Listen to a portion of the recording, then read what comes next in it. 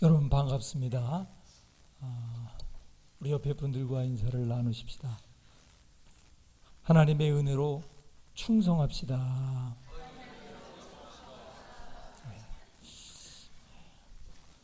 요즘 TV 뉴스를 보면은 조국 법무부 장관과 또 그 부인의 이야기, 또 가족들의 이야기가 계속해서 지금 나오고 있습니다. 특별히 그 부인의 경우는 그 아들, 딸을 진학시키기 위해서 대학교 총장의 표창장을 위조했다 하는 혐의를 지금 받고 있고, 이렇죠. 거의 확실한 것 같습니다. 컴퓨터에 그게 다 들어있다니까 말이죠. 참 많은 사람들에게 충격과 실망을 주고 있습니다. 그런데 가만히 보면 과연 우리가 정말 이렇게 깨끗하고 떳떳할 수 있을까? 이런 질문을 해보게 될 때 정말 자신 있게 나는 떳떳하다, 나는 하나도 부끄러움이 없다, 이렇게 말할 수 있는 사람이 사실 많지 않을 것 같습니다. 충성되지 않았기 때문이죠. 진실하지 않았기 때문에 그와 같은 일들이 일어나게 되는 거죠. 가능한 대로 우리가 인간이 완벽하지 못합니다. 완벽하지 못하기 때문에 충성도 완벽하지 못하고 진실도 완벽하지 못합니다. 그러나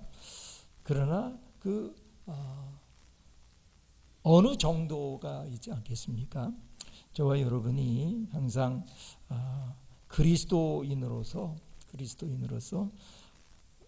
하나님께 충성되고 하나님께 진실한 사람들이 다 되시기를 주님의 이름으로 축원합니다.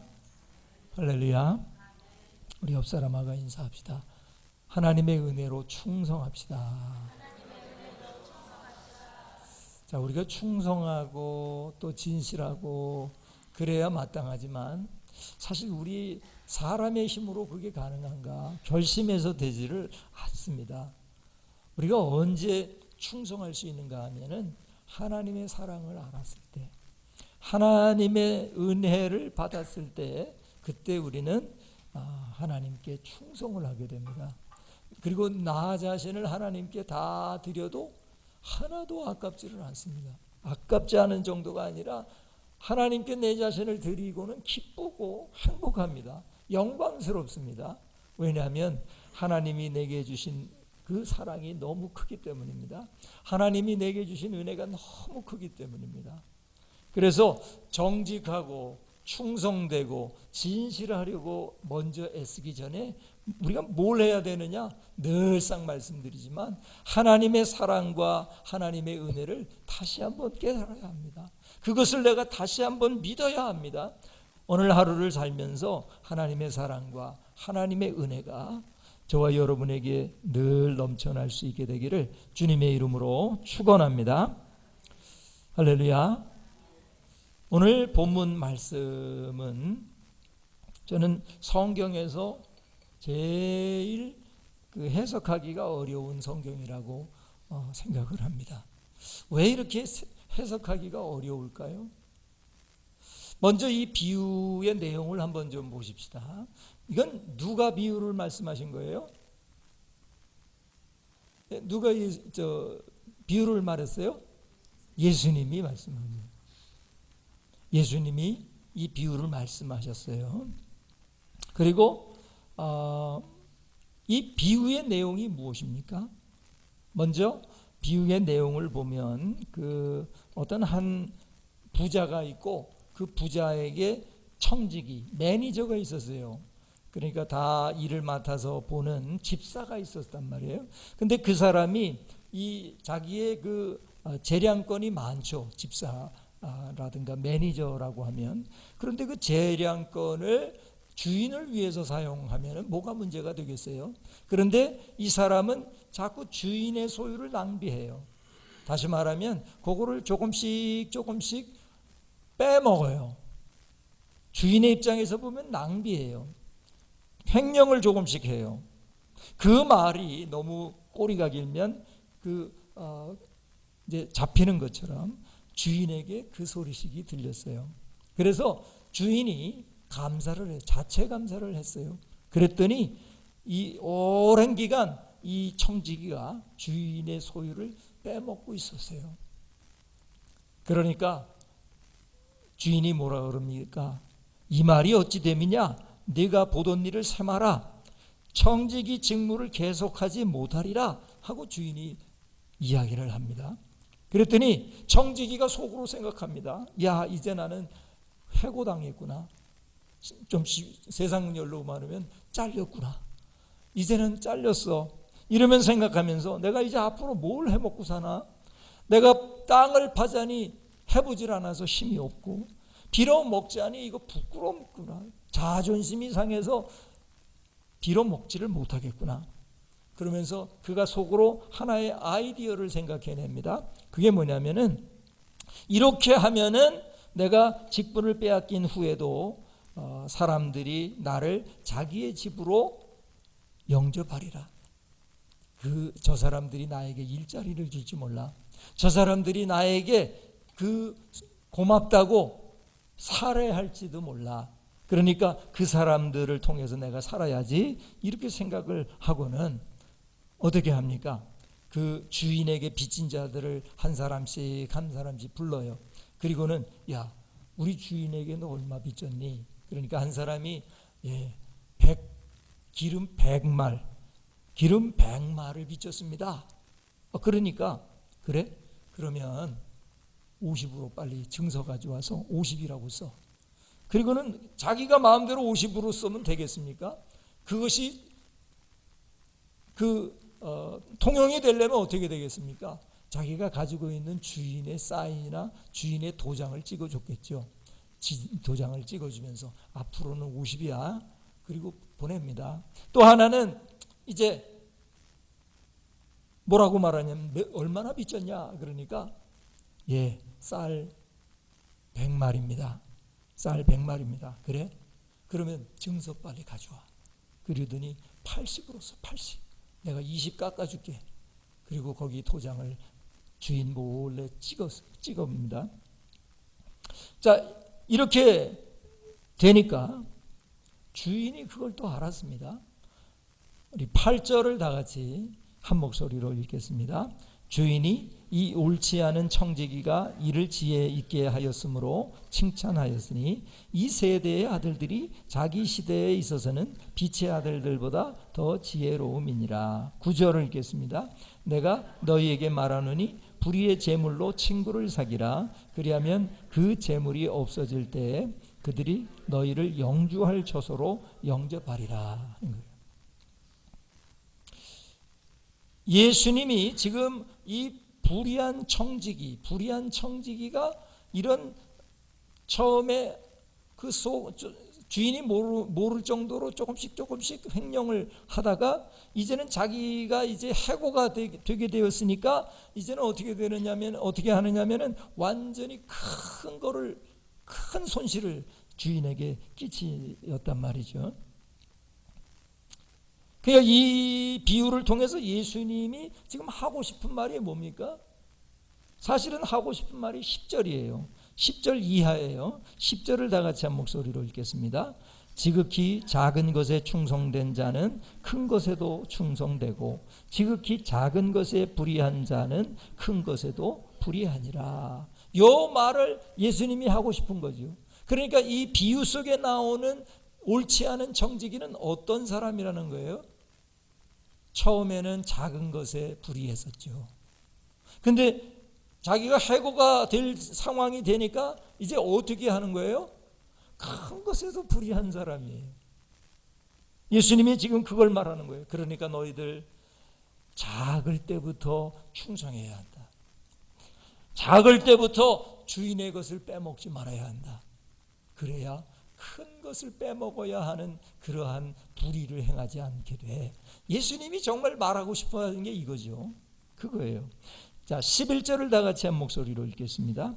너희가 만일 불의한 재물에도 충성하지 아니하면 누가 참된 것으로 너희에게 맡기겠느냐. 그러니까 이 비유에 나오는 옳지 않은 청지기, 불의한 청지기는 어떤 사람이었다는 거예요? 이 불의한 재물에도 충성하지 아니하였던 사람이라는 거예요. 그러면 누가 참된 것으로, 다시 말하면 누가 하나님의 것, 또 복음, 진리 이런 것으로 너희에게 맡기겠느냐 그 말이에요. 자, 그러니까 적어도 하나님의 일을 한다든가 하나님께서 참된 것을 맡길 수 있는 사람은 어떤 사람이어야 되느냐면 적어도 불의한 재물에도 충성되어야 한다 하는 것을 예수님이 말씀하고 싶어 하는 거죠. 12절을 다 같이 읽겠습니다. 너희가 만일 남의 것에 충성하지 아니하면 누가 너희의 것을 너희에게 주겠느냐. 예수님이 지금 계속해서 지금 충성을 말하는 거죠. 충성. 너희가 만일 남의 것에, 다시 말하면 이 주인에게 충성하지 아니한 이 불의한 청지기처럼 남의 것에 손해를 끼치고 충성하지 아니하면 누가 너희의 것을 너희에게 주겠느냐. 이것을 예수님은 지금 말씀하고 싶어 하는 거죠. 자, 그런데 문제는 이 8절과 9절의 해석이에요. 8절과 9절. 저는 이 해석을 하는 사람들, 그 주석가들의 주석에서 한 번도 납득을 한 일이 없어요. 이 말씀의 주석가들은 거의 100% 이렇게 해석합니다. 이 불의한 청지기는 큰 그림으로 보면은 지금 불의했고 이 주인에게 잘못한 사람이지만 부분적으로는 잘한 게 있다. 부분적으로는 뭘 잘했느냐? 미래를 준비했지 않느냐. 또 부분적으로 잘한 게 있다. 그 뭐냐? 불의한 재물을 가지고 친구를 사귀었지 않느냐. 그래서 그 친구들이 나중에 자기가 이제 해고가 되고 잘리고 난 다음에는 자기를 보살펴 줄 그런 사람들을 만들어 놓는 미래를 준비하는 지혜로운 사람이 아니냐. 그런 점에 있어서 그는 아주 나쁜 사람이지만 전체적으로 부분적으로는 칭찬받을 만하다. 이렇게 예수님이 말씀하셨다고 해석하는 거예요. 거의 그렇게 해석합니다. 근데 저는 납득이 안 돼요. 저는 그렇게 해석하면 늘 찜찜해요. 그런 설교도 있어요. 유명한 목사님들도 대부분 이렇게 설교해요. 설교를 많이 봤어요. 그런 설교. 왜냐하면 9절까지 딱 끊어가지고요. 그 다음은 좀 말이 안 되니까 9절까지 끊어서 마지막 시대의 지혜 이런 식으로 마지막 시대에는 그리스도인들도 이렇게 현실적인 지혜가 있어야 된다. 그러니까 여러분 불의한 재물을 가지고라도 친구를 사귀십시오. 이런 설교를 제가 많이 들었어요.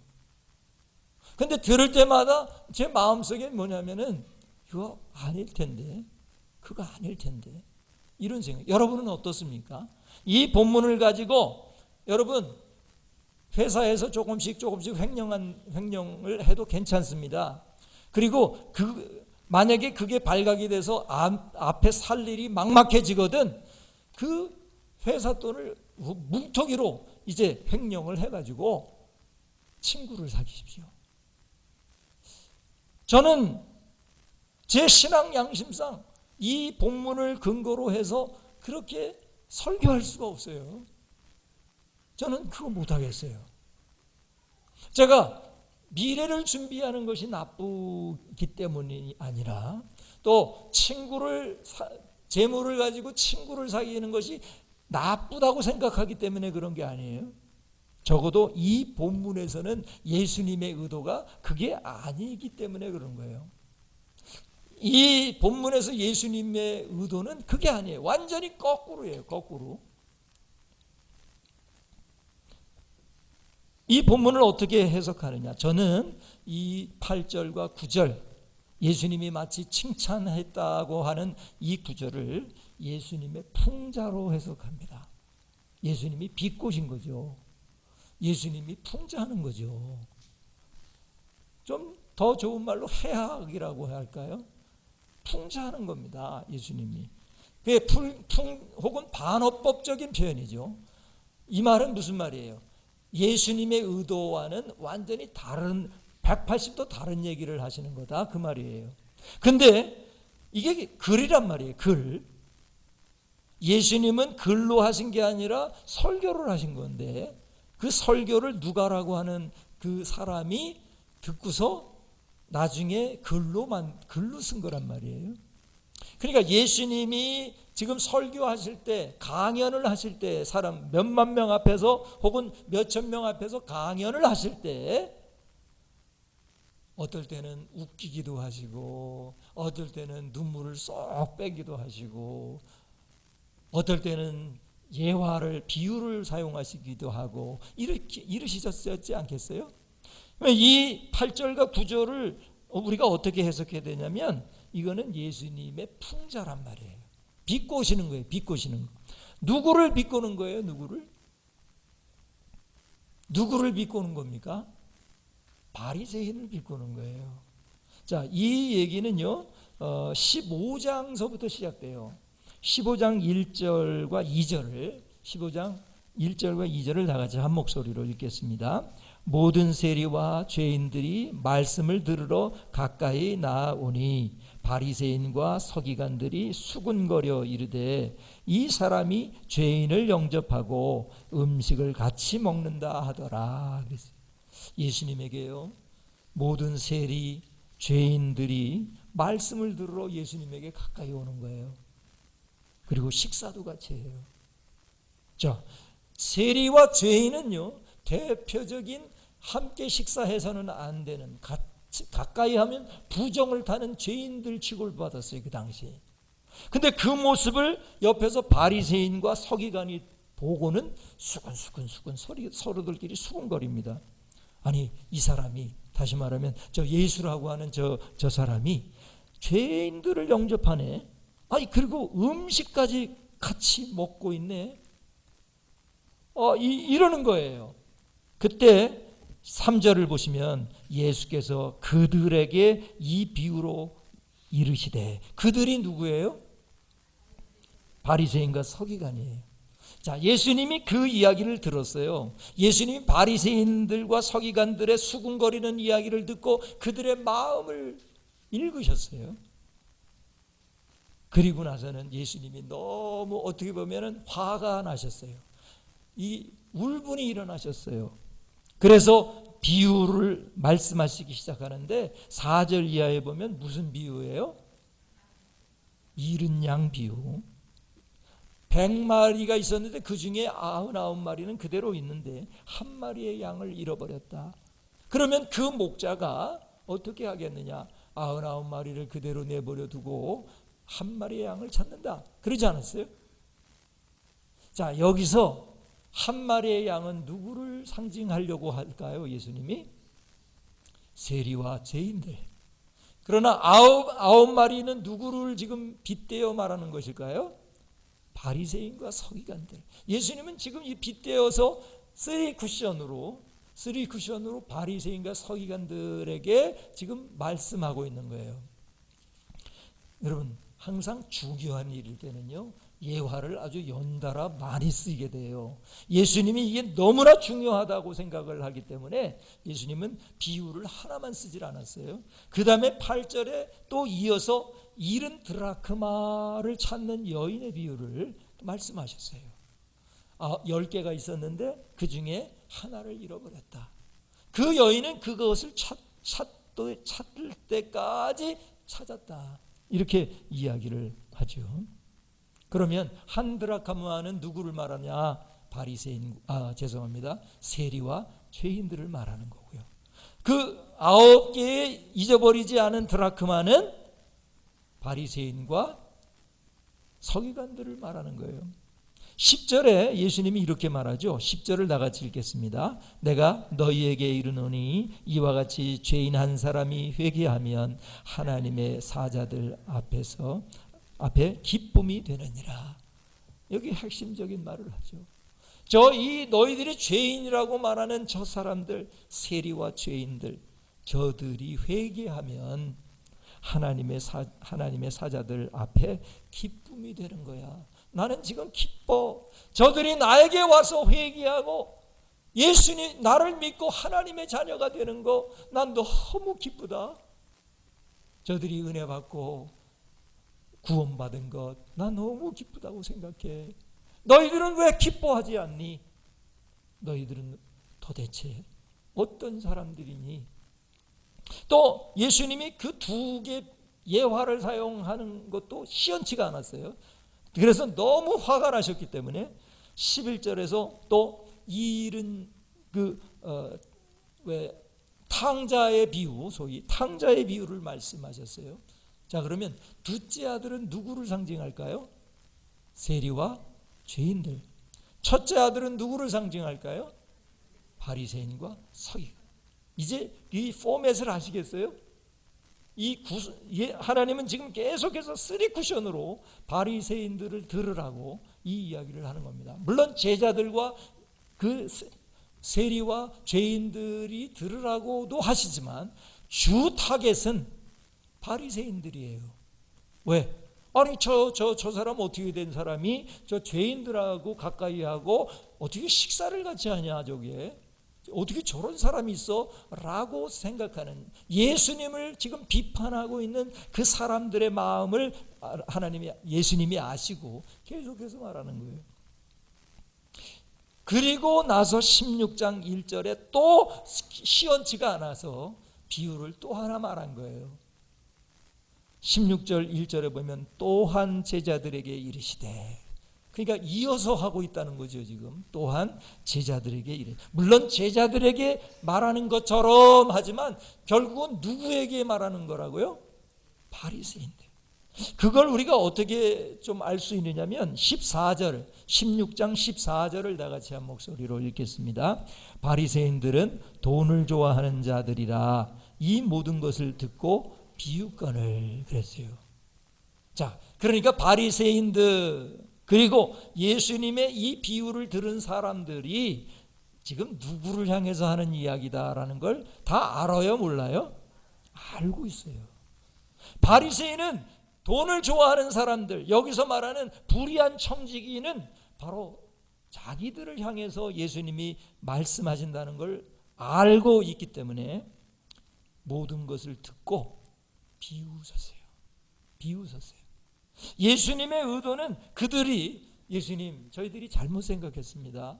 예수님께서 저 세리와 죄인들을 가까이 하시고 저들에게 복음을 전하셔서 저들도 하나님의 자녀로 삼으신 것, 그 너무나도 소중한 일이고 저 감사합니다. 저희는 이제부터 감사하겠습니다. 이렇게 나와야 하는데 바리새인들은 마음이 다치고 돈을 좋아하고 이런 사람들이기 때문에 이 모든 연달아 지금 그 따발청처럼 말씀하셨던 그 비유를 듣고도 비웃었어요.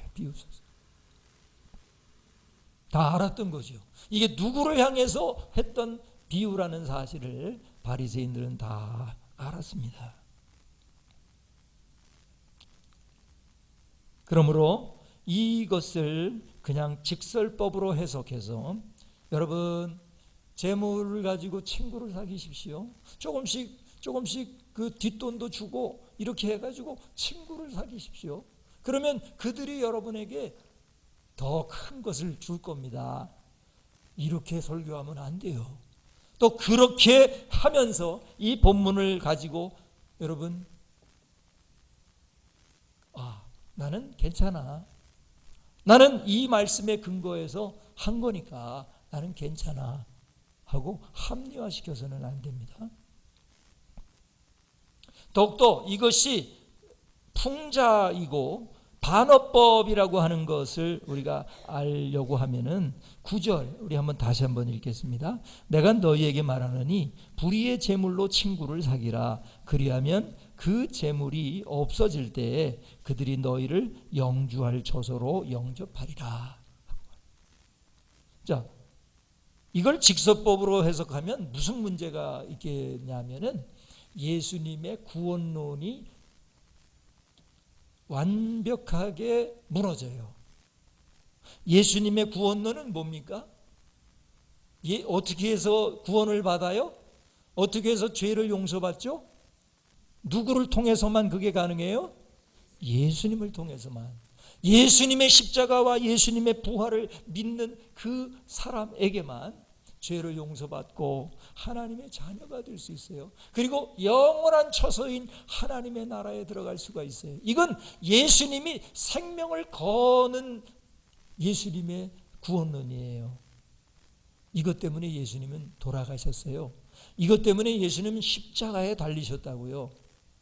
그런데 그 친구를 사귀어라, 미래를 준비해라, 요 교훈을 위해서 자신이 생명을 걸게 될 그 원칙을, 그 구원론을 허물겠어요? 한번 보세요.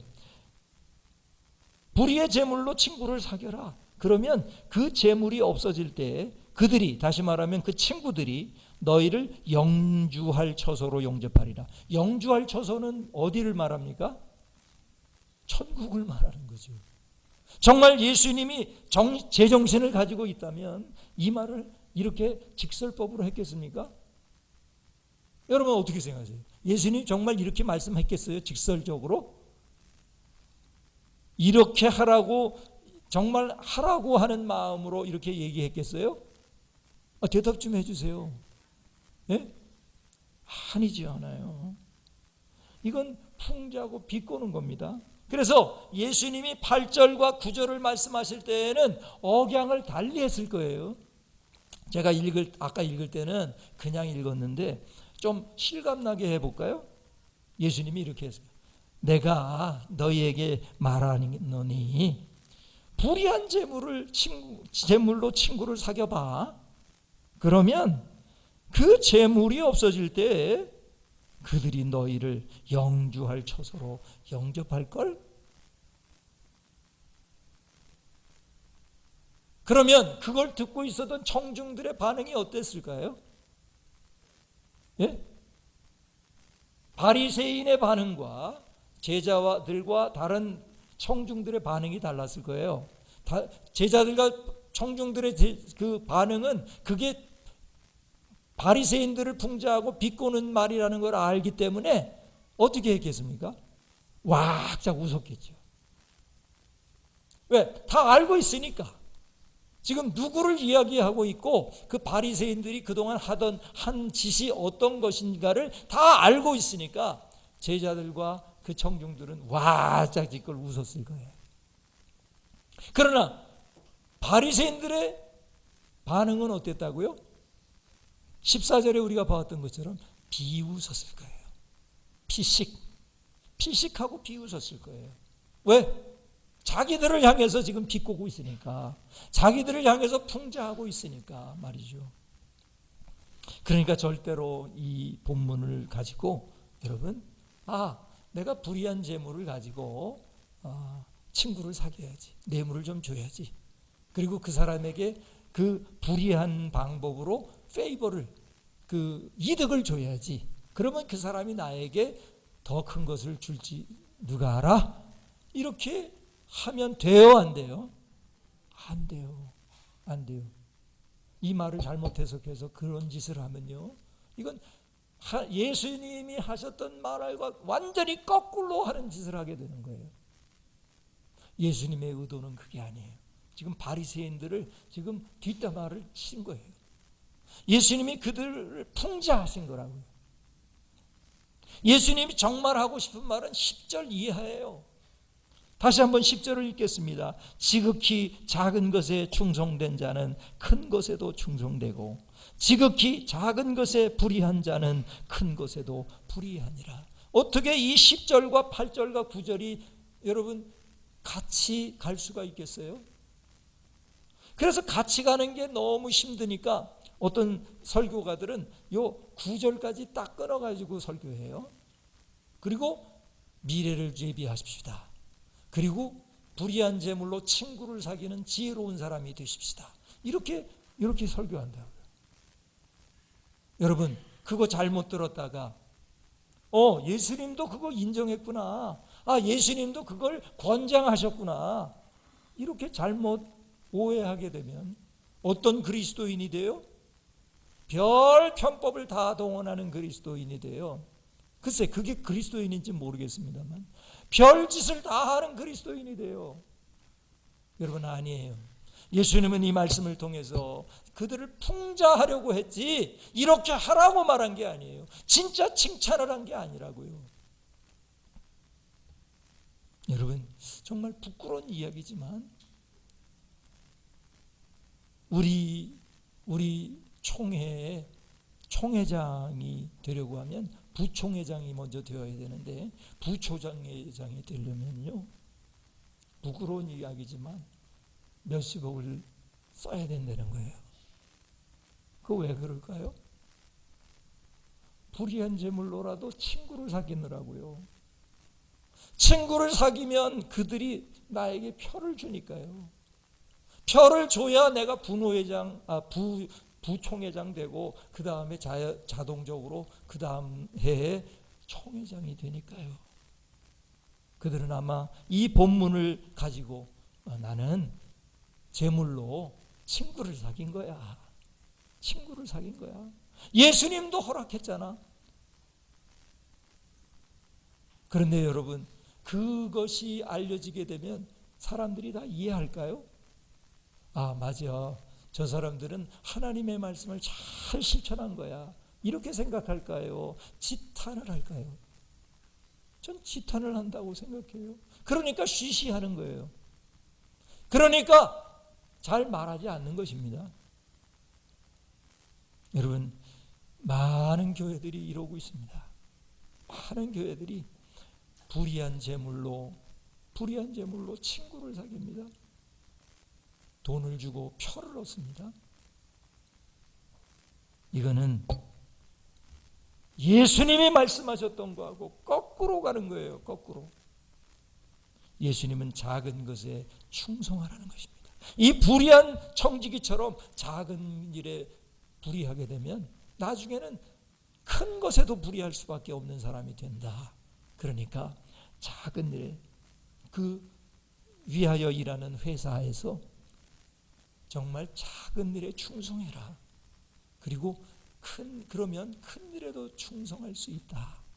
우리 하나님 앞에 우리가 쓰임을 받을 때 여러분, 하나님께 충성을 해야 되는데 충성을 하려면 어떻게 됩니까? 먼저는요, 하나님을 향한 그런 충성을 가지고 있어야 된다는 거예요. 예수님이 바라시는 충성은 어떤 것입니까? 한번 짧게 한번 정리를 해보겠습니다. 예수님이 바라는 충성은 한번 따라합시다. 하나님을 향한 절대적인 충성입니다. 여러분, 어떨 때는 하나님께 충성하고 또 재물을 얻고 하는 일이 서로 따로따로 일 때가 있어요. 그건 문제가 없어요. 그런데 어떤 경우는 그 재물을 내가 취하면은 하나님 앞에 죄를 짓는 일이 있어요. 그럴 때 하나님을 향한 절대적인 충성을 가지고 있는 사람은 어떻게 해요? 뭘 선택해요? 하나님을 선택해요. 재물을 선택하는 것이 아니라 하나님을 선택해요. 13절을 다 같이 한 목소리로 읽겠습니다. 집 하인이 두 주인을 섬길 수 없나니 혹 이를 미워하고 저를 사랑하거나 혹 이를 중히 여기고 저를 경히 여길 것임이니라. 너희는 하나님과 재물을 겸하여 섬길 수 없느니라. 여러분, 때로는 재물을 내가 추구하려고 하는데요, 그게 하나님 앞에 죄가 되고 하나님 앞에 불충한 일일 때가 있어요. 그럴 때 눈 찔끔 감고, 그래, 이 불의한 재물로 친구를 사귀면 되니까 질끔 감고 재물을 섬기면 어떻게 된다는 거예요? 그 사람은 하나님을 섬기는 사람이 아니게 된다는 거예요. 무서운 말이죠. 무서운 말이죠. 여러분, 우리가 어떤 가치관으로 이 세상을 살아야 할까요? 우리가 어떤 가치관으로 이 세상을 살아요? 적어도 하나님을 향한 충성은 절대적이어야 합니다. 재물과도 비교할 수 없고, 나의 생명과도 비교할 수 없고, 우리의 가족과도 비교할 수 없는 절대적인 충성, 하나님을 섬기는 그 절대적인 충성이 저와 여러분에게 있어지기를 주님의 이름으로 축원합니다. 또한 어떤 게 예수님이 바라시는 충성이냐? 그것은 바로 하나님께서 맡기신 일에 대한 바른 충성입니다. 한번 따라합시다. 하나님께서 맡기신 일에 대한 바른 충성입니다. 여러분, 하나님께서 우리에게 맡겨주신 일이 있어요. 그 일을 작은 일에서부터 큰 일까지 바른 충성을 하는 것, 하나님의 일을 하나님께 봉사하는 그 일을 정말 충성되게 하는 것, 이게 우리가 해야 할 충성이라고요. 해도 되고 안 해도 되고 이런 게 아니라 하나님을 내가 섬기는 사람이니까 지극히 작은 것에도 충성하고 큰 것에도 충성하는 그런 사람들이 다 되실 수 있게 되기를 주님의 이름으로 축원합니다. 기도하시겠습니다. 하나님 아버지, 참 감사합니다. 오늘 이 말씀을 통해서 우리 그리스도인들이 어떻게 주님께 충성하고 어떻게 이 세상에서 충성하며 살 수 있는지 가르쳐 주심을 감사합니다. 너무나 부담스러운 말입니다. 그러나 우리가 하나님의 은혜와 하나님의 사랑을 받은 사람들이라면 우리가 정직하게 하시고 우리가 진실할 수 있도록 도와주시옵소서. 저희가 그러지 못할 때가 많습니다.